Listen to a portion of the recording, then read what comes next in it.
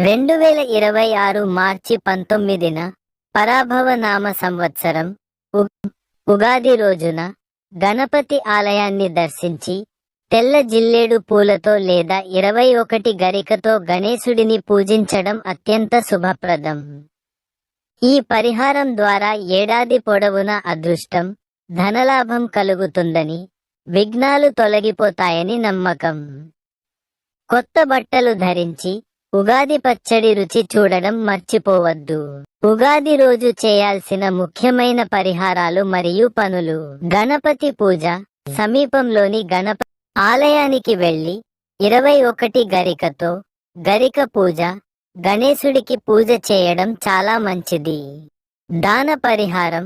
ఉగాది రోజున పేదలకు లేదా ఆలయంలో అర్చకులకు బియ్యం, పప్పులు, పండ్లు, కొత్త బట్టలు దానం చేయడం వల్ల అపారమైన పుణ్యం లభిస్తుంది.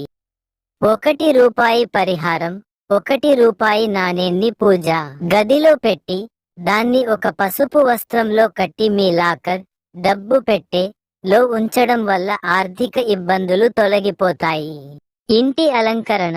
ఇంటి ప్రధాన ద్వారానికి మామిడి ఆకులు, పూలతో తోరణాలు కట్టడం వల్ల సానుకూలత వస్తుంది.